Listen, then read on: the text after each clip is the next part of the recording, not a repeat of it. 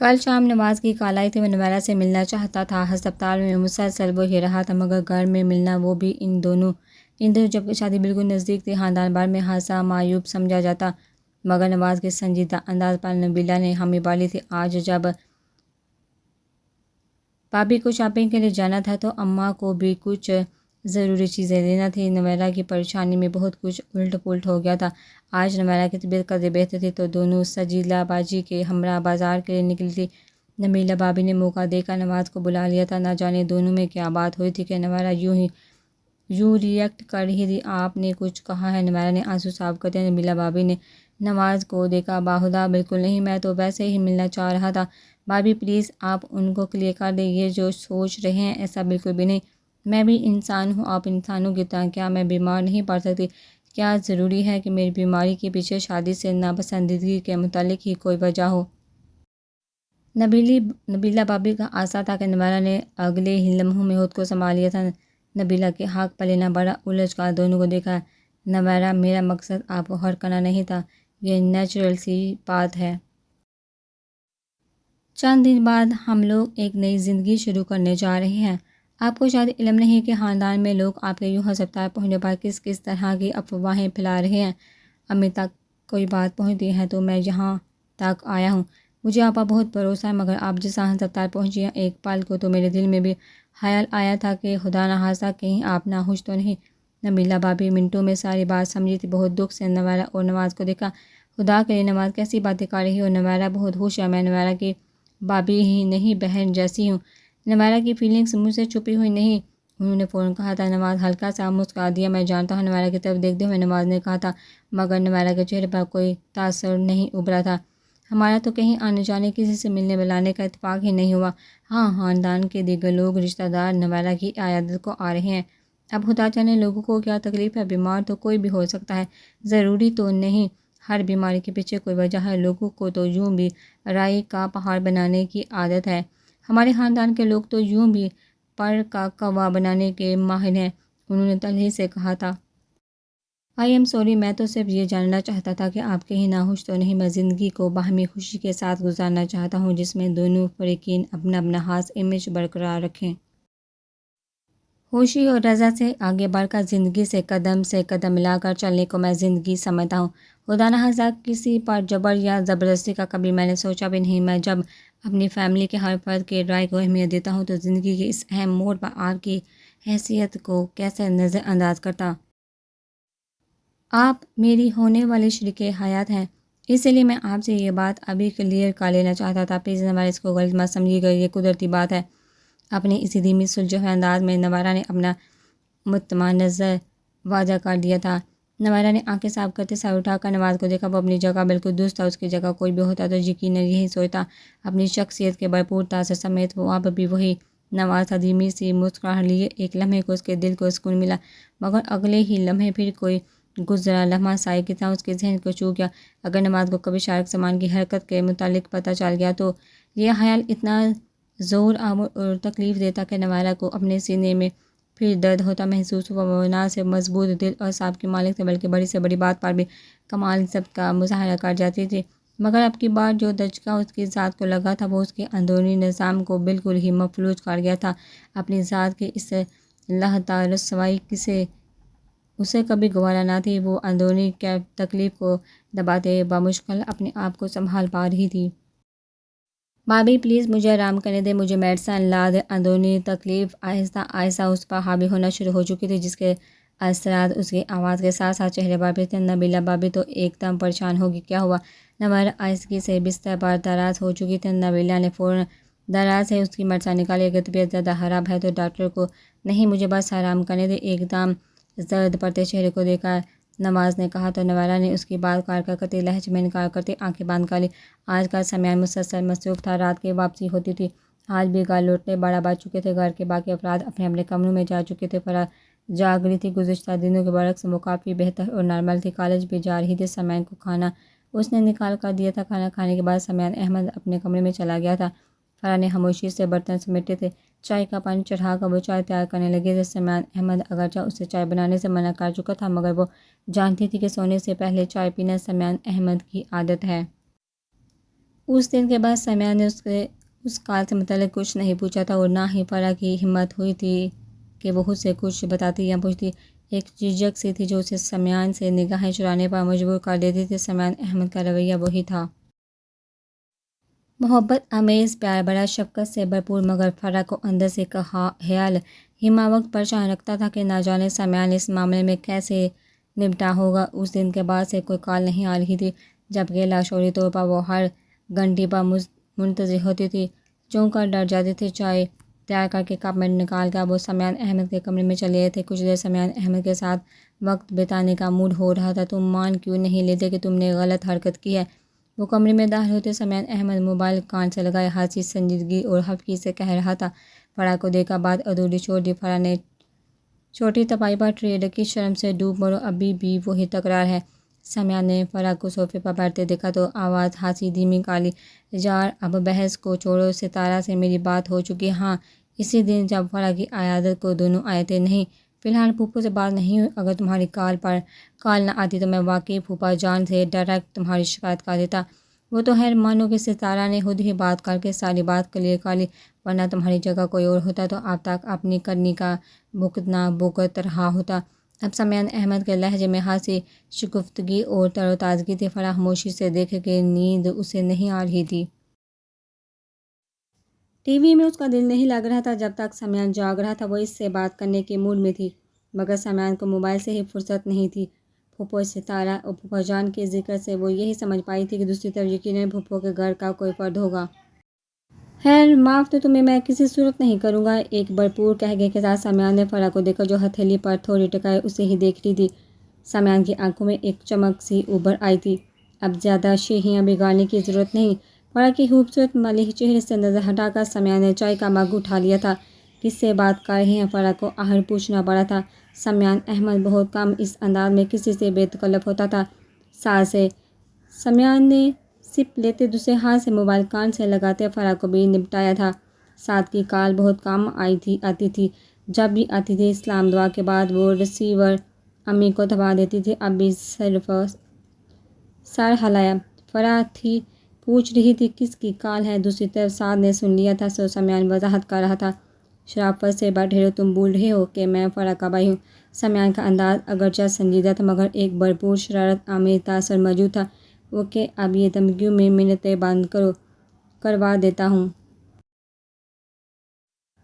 سمیع احمد کو بھی جیسے ترس آیا تھا، دوسری طرف سے نہ جانے کیا کہا جا رہا تھا۔ سمیع احمد مسلسل ہنس رہا تھا۔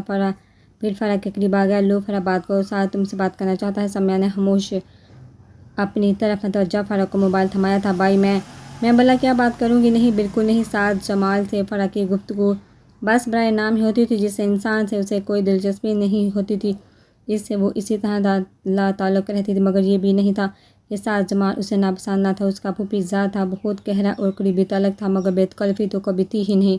ابھی بات کرنے سے گھبرا گئی تم بات کرو، اتنی دیر میں ذرا اپنا کمپیوٹر دیکھ لوں، ایک ضروری ای میل آنی تھی، تب تک میں دیکھ لوں۔ اس کے سٹپٹا کر انکار کرنے پر سمیع نے مسکرا کر موبائل اس کو تھما کر ڈریسنگ روم کی طرف قدم بڑھائے تھے جو ان کا اسٹڈی روم بھی تھا۔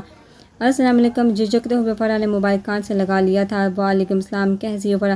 دوسری طرف سے بھرپور گرمجوشی کا مظاہرہ ہوا تھا جس میں جی میں ٹھیک ہوں، آپ کیسے ہیں؟ سعد کی آواز سن کر وہ ایک پل کو الجھ گئی تھی۔ یہ آواز اتنی جانی پہچانی تھی کہ ایک سیکنڈ کو فرح سعید احمد کو اپنے اندر سناٹا سا اترتا محسوس ہوا تھا، مگر دوسری طرف سعد تھا۔ دوسرے ہی لمحے وہ خود کو سنبھال کر پوچھ رہی تھی۔ جواباً وہ ہنسا تھا، اللہ کا شکر ہے تمہارے بارے میں پتہ چلا تھا کہ تم بیمار ہی ہو۔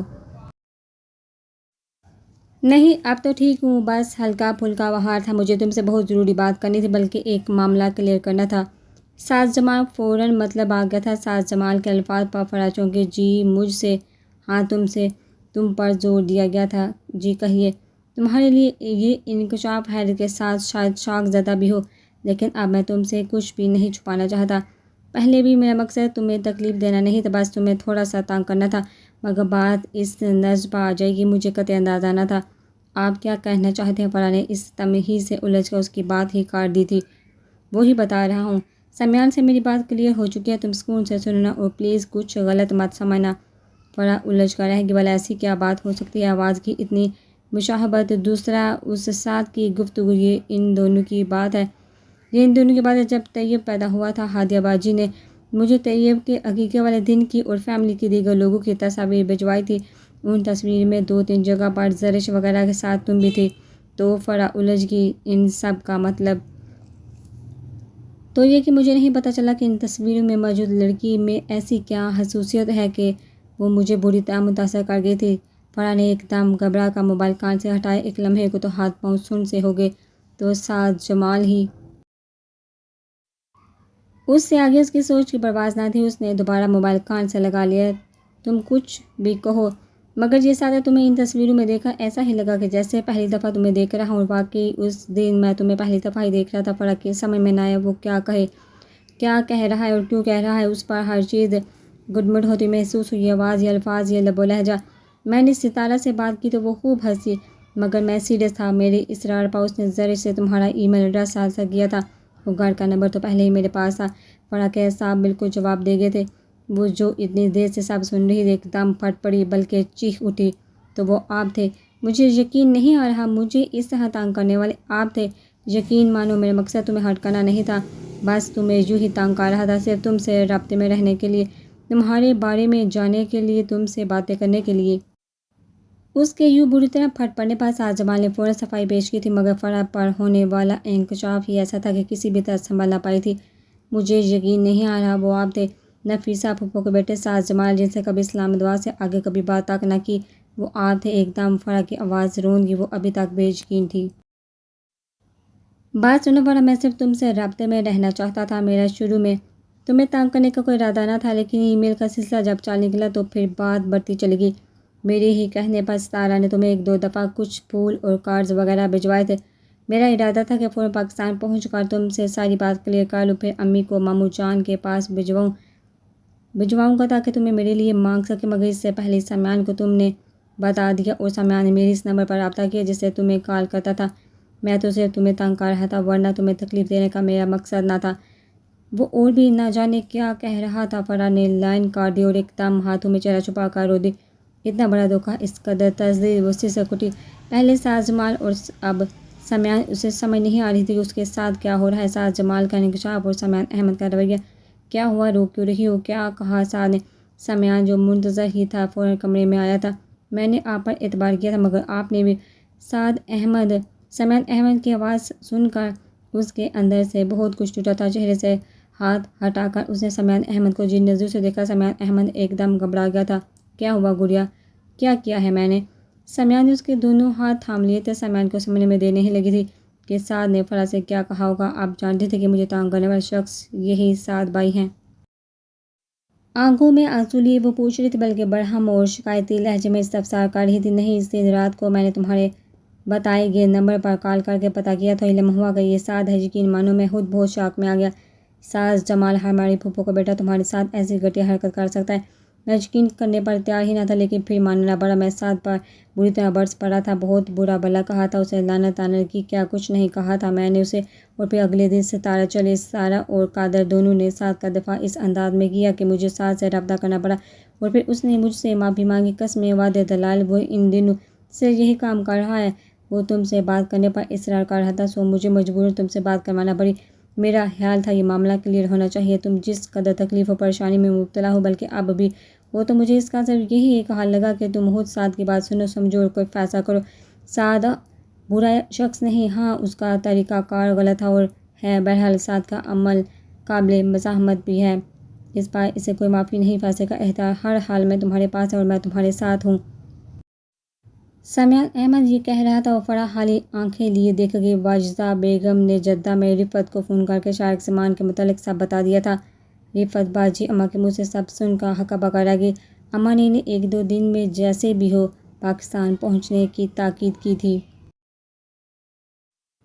رفت باجی اماں کی بیماری کی وجہ سے وہ ویسے بھی آنا چاہ رہی تھی، خاندان میں نواز اور نویرہ کی شادی بھی تھی سو انہوں نے پہلے ہی آج کل میں آنے کا انتظام کر رکھا تھا، لیکن اب جیسے ہی اماں نے شارق کی ضد بلکہ دھمکی کے متعلق رو رو کر بتایا تھا، رفت باجی نے 1-2 دن میں ہی پہنچنے کا وعدہ کیا تھا۔ اماں کی بیماری کی وجہ سے کاغذات پہلے ہی تیار کروا لیے گئے تھے۔ اماں سے بات کرنے کے فوراً بعد ہی رفت باجی نے جدہ سے لاہور کی فلائٹ پکڑی تھی۔ فی الحال وہ تنہا ہی آئی تھی، بچے اور میاں وہیں تھے۔ ایمرجنسی آنے پر پاکی لوگوں خصوصاً اپنے ساتھ اپنے دونوں بیٹوں کو ساتھ لانا ان کے لیے خاصا مشکل تھا۔ اماں کی فکر مندی، بیماری اور اب شارق کی ضد کا احساس نہ ہوتا تو شاید وہ چند دن مزید تاخیر کر لیتی۔ شارق سامان ہی ان کو ایئرپورٹ سے ریسیو کرنے گیا تھا۔ سارا راستہ سلام دعا، حال چال، دیگر رشتہ داروں کی ہی باتیں ہوتی رہی تھی۔ شارق سامان رفت باجی سے ہوش دلی سے ملا تھا۔ گھر آ کر اماں سے مل کر ان کی حالت دیکھا رفت باجی نے خوب آنسو بہائے تھے۔ ایک عرصے بعد اماں سے ملاقات ہو رہی تھی۔ دونوں طرف کہنے سننے کو ہزاروں قصے کہانیاں تھیں۔ شارق سامان کو ضروری کام تھا، رفت کو چھوڑ کر وہ چلا گیا تو پھر رات کے گھر لوٹا۔ اب تو شارق زمان کا اپنے گھر لوٹنے کو بھی جی نہیں چاہتا تھا، بس اندر سے ایسی کیفیت ہوتی جا رہی تھی کہ بقول شاعر کہیں تو کارواں درد کی منزل ٹھہر جائے، کنارے آ لگے زندگی یا دل بھر جائے۔ اماں کے سامنے دل کی خواہش بیان کر دینے پر بھی کچھ سکون نہ تھا۔ پھر اماں کا سامنا کرنا جبکہ نوارہ اور نواز کی شادی میں چند دن رہ گئے تھے۔ ایک لمحے کو شارق کا دل چاہتا کہ ہر چیز کو آگ لگا دے، اپنے وجود سمیت ہر چیز تہس نہس کر دے یا پھر دل کے لوتھڑے کو سینے سے نکال کر کہیں دفن کر دے۔ کبھی کبھار تو شارق سامان کو گزرے لمحوں کے تصور سے ہی اپنا آپ اذیت کے آخری حد پر محسوس ہوتا۔ وہ گزری رات شارق سامان کو اپنی زندگی کی بھیانک غلطی محسوس ہوتی تھی۔ وہ ہوش و حرص کا مالک انسان تھا، انتہائی حالت میں بھی کبھی حد کا دامن نہ چھوڑا تھا۔ نہ جانے اس رات نفس کا بے لگام گھوڑا کیسے منہ زوری پر اتر آیا تھا، اور پھر حد تو یہ ہوگی کہ دل بھی صرف ایک ہی تکرار پر اتر آیا تھا، مجھے صرف نوارہ چاہیے۔ نوارہ تو اس کی لمحاتی طلب ہو سکتی تھی، یہ روحانی اور مستقل طلب نہ جانے کب بن گئی تھی۔ یہ طلب اس رات کی دین تھی یا پھر گزرے دنوں کا کرشمہ تھا۔ اب جب کہ وہ دل کی خواہش اماں کے سامنے کر بیٹھا تھا تو پیچھے ہٹنے کا قطعی ارادہ نہ تھا۔ وہ اب اس طلب کے حصول کے لیے سب کچھ کر گزرنے کی کیفیت سے نہ برعزم تھا۔ اس کے ارد گرد رشتوں کی ایک لامتناہی زنجیر تھی، اس سے باپ کے نام کا پاس تھا، ورنہ نوارہ دسترس سے دور نہ تھی۔ اپنے کمرے میں آ کر کپڑے چینج کر کے شارق سامان اب بھی فارغ ہی ہوا تھا کہ دروازے پر دستک ہوئی تھی۔ شارق سامان نے دروازہ کھولا تو سامنے شاکرہ کھڑی تھی۔ بڑی اماں بلا رہی ہیں آپ کو۔ اس کا مطلب تھا کہ اماں جاگ رہی تھی، اور یقیناً رفت باجی بھی رات کے اس پہر اسے بلاوے کا کیا مطلب ہو سکتا ہے۔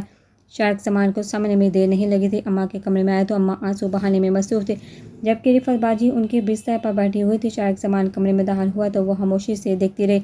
اماں نے چہرہ صاف کیا، کیا ہوا ہیڈی؟ صوفے پر بیٹھے شارق نے دونوں کو دیکھا۔ اتنی ایمرجنسی میں رفت کو میں نے اسی لیے بلایا ہے، اب بتاؤ کیا چاہتے ہو تم؟ جواباً اماں نے کہا تھا، آواز روندی ہوئی تھی۔ بغیر کسی تمہید کے انہوں نے آغاز کیا تھا، بلکہ بلاوے کا مقصد واضح کیا تھا۔ آپ کو میں صرف کہہ تو چکا ہوں، آپ حالدار چچی کے ہاں جائیے۔ شارق کا وہی دو ٹوکتے انداز تھا۔ اماں نے بے چارگی سے رفت کو دیکھا، انہوں نے تنبیہ نظروں سے دیکھتے آنکھوں ہی آنکھوں میں تسلی دی تھی۔ شارق ہوش کے نہ لو، اب جب کہ نواز اور نوارہ کی شادی میں صرف چند دن رہ گئے اور تم یہ ضد کر بیٹھے ہو اماں اس حالت میں ہوار ہوں، جبکہ وہ تو اپنے گھر میں بھی معذوری والی زندگی گزارنے پر مجبور ہے، تمہیں ترس نہیں آتا؟ میں نے ان کے ہاں جانے پر زور نہیں دیا، فاروق چچا سے فون پر بھی بات کر کے معاملہ طے کر سکتے ہیں۔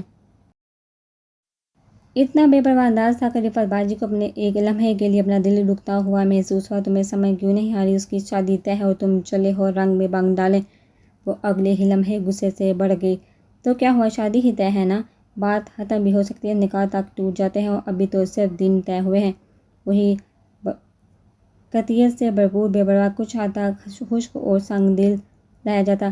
خدا کو مانو شارق شریف خاندان میں بات ختم ہونا بھی موت کے برابر سمجھا جاتا ہے، جو ذلت وہ علیحدہ، تمہیں شرم کیوں نہیں آتی؟ یہ سوچتے ہوئے بھی اماں شارق کے اس لہجے اور تیور پر غصے سے بولی، اماں طعنے نہیں، صاف بات یہ ہے، میرے پاس دوسرے بہت سے طریقے ہیں، لیکن سیدھے راستے سے دل کی بات آپ تک پہنچائیے۔ میں نوارہ سے شادی کرنا چاہتا ہوں، ہر حال میں کرنا چاہتا ہوں۔ آپ بتائیے، آپ فاروق چچا سے بات کر کے نواز والا معاملہ ختم کروا سکتی ہیں یا نہیں؟ ایک دم بے لحاظ انداز میں شارق سامان نے بے مروتی سے کہا تھا۔ اماں نے بے چارگی سے رفت کو دیکھا۔ شارق تم معاملے کو سمجھو، اب ممکن نہیں ہے یہ، رفت باجی نے بے چارگی سے کہا۔ شارق سامان ضد اور اصول کا کس حد تک پکا تھا، اس سے بہتر بھلا کون جان سکتا تھا؟ اس کے سامنے غصے سے پیش آنا یا لعنت ملامت کرنا اس کی ضد کو پختہ کرنے کے مترادف تھا۔ تو پھر دیکھیے، نوارہ کی شادی اب صرف مجھ سے ہی ہوگی، یہ بات ہے، آپ دونوں سوچ لیں، کل تک آپ چچا سے بات کر لیں تو ٹھیک ہے، ورنہ آپ کو پتہ ہے جو میں ایک دفعہ طے کرتا ہوں وہ میں کرتا بھی ہوں۔ آپ میری مدد کر سکتے ہیں تو ٹھیک ہے، اس لیے آپ کو بلوایا ہے، ورنہ پھر میں خود نواز وغیرہ سے معاملہ طے کر لوں گا۔ رفت باجی نے بے بسی سے اپنے سامنے صوفے پر بیٹھے خوش شکل نہایت وجیہہ اور پررعب شاندار شخص کو دیکھا۔ شارق زمان نے شادی کے معاملے میں ہمیشہ پہلو تہی برتی تھی۔ وہ شادی کے سلسلے میں ہمیشہ غیر سنجیدگی دکھاتا تھا، مگر اب اچانک یوں شادی پر نہ صرف زور دینا بلکہ نویرہ سے شادی پر ضدی انداز انہیں سخت حیران و پریشان کر گیا تھا۔ وہ رشتوں کے معاملے ہمیشہ سے غیر سنجیدہ اور بے پرواہ رہا تھا، مگر ان سے اور اماں سے ہمیشہ اچھے انداز میں مخاطب ہوتا تھا، لیکن اب شارق زمان کے تیور کچھ اور ہی بتا رہے تھے۔ نہایت بے مروت اور خود سرانہ انداز لیے مخاطب تھا۔ اگر ایسی ہی کوئی بات تھی تو تم پہلے کہتے، اب تو کچھ بھی نہیں ہو سکتا۔ انہوں نے اسے سمجھانا چاہا تو شارق زمان فوراً بات کاٹ گیا۔ یہ تو مت کہیے کچھ بھی نہیں ہو سکتا، صاف صاف بتائیے آپ کل چچا فاروق کے ہاں جا رہی ہیں کہ نہیں، تاکہ میں بات کی حکمت عملی ترتیب دے سکوں۔ بے مروتی کی حد تھی، روکھا سا انداز تھا۔ نہیں، خالدہ کے سامنے میں ساری عمر منہ دکھانے کے قابل نہیں رہوں گی۔ سارے خاندان میں جو مٹی پلید ہوگی وہ علیحدہ رفعت باجی کے بجائے اماں نے صاف انکار کر دیا تھا۔ تو پھر ٹھیک ہے، میں خود نواز سے بات کر لوں گا، بلکہ اس کے بعد خالدہ چچی اور دیگر لوگوں سے بھی نپٹ لوں گا۔ آپ کو بلوانے کا مقصد تو کوئی فائدہ نہ ہوا۔ رفعت باجی برہمی سے کہتے، غصے سے دونوں کو دیکھتے وہاں سے اٹھ گیا۔ شارق کو رکو تو سنو تو، اس طرح جذبات سے کام نہ لو، تم خود سوچو، اب کچھ بھی ممکن ہے۔ اس کے جارحانہ تیوروں سے حائف رفعت نے اسے باہر نکلتے دیکھا فوراً کہا تھا، میری ڈکشنری میں کبھی ناممکن کا لفظ نہیں آیا۔ آپ شاید نہیں سمجھ سکتی میں کس علاؤ میں جلس رہا ہوں۔ نویرہ کی شادی کسی سے بھی ہوتی مجھے کبھی کوئی فرق نہیں پڑتا تھا، مگر اب بہت پڑتا ہے۔ میں نے کبھی ایسی بات منہ سے نہیں نکالی جو میری طلب میری دسترس سے باہر ہو، مگر میں بہت آگے جا چکا ہوں۔ نویرہ کا حصول میرے لیے زندگی اور موت کا مسئلہ ہے۔ اگر آپ چاہتی ہیں کہ میں زندہ سلامت رہوں تو مجھے اس سے حاصل کرنے دیں، ورنہ آپ سب پچھتائیں گے۔ وہ اپنی سنا کر کمرے سے نکل گیا تھا۔ یہ کیا کہہ گیا؟ اماں اور رفعت نہ سمجھی میں ایک دوسرے کو دیکھے گی۔ اماں، یہ شارق دل کی راہ پر کب سے چلنا شروع ہو گیا؟ نویرہ کا حصول زندگی اور موت کا مسئلہ کیوں کر بن گیا؟ وہ تو شادی کے لفظ سے ہی بگڑ جاتا تھا۔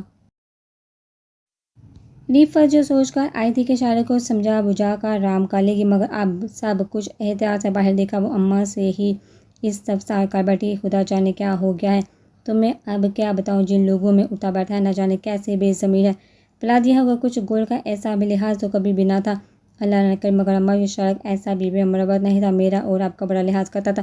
خدا جانے یہ خون کا اثر ہے یا پھر میری تربیت کا، مجھے تو بڑا لحاظ آ رہا ہے، کیونکہ میں خالدہ سے نظر ملا پاؤں گی۔ یوں کسی کی بیٹی کا نام زبان سے نکال لینا شرم سے ڈوب مرنے کا مقام ہے میرے لیے۔ ساری برادری اکٹھی ہو کر تانا ناطقہ بند کر دے گی میرا، اگر کسی کو بھی بھنک بھی پڑ گئی۔ نویرہ غیر تھوڑی ہے، اس رشتے میں بھابی بنے گی اس کی، نہ جانے اب دل میں کیا سمائی ہے میری، سنتا ہی کب ہے۔ اپنے مشاغل ختم ہو تو ماں نظر سوتیلی سے ہی ہوں، ماں تو ہوں، پالا پوسا ہے، حق رکھتی ہوں، مگر مانے تو۔ انہوں نے آنکھیں مسی رفعت باجی۔ رفعت خالی آنکھوں سے ماں کو آنسو بہاتے دیکھ گئی، نہ جانے اب یہ طوفان کس سمت تباہی لانے والا تھا۔ یہ شارق اب کیا چاہ رہا تھا، کیا وجہ تھی؟ دل کے معاملے میں وہ کبھی نہ بڑھا تھا، ان کے ہاں جذبات کا طوفان ہر بار کوئی بڑی تباہی لاتا تھا، اب نہ جانے یہ تباہی کس کا آنگن تباہ کروائے گی۔ زمان حسین کی جذباتیت اور دیوانگی ایک مثال عبرت تھی۔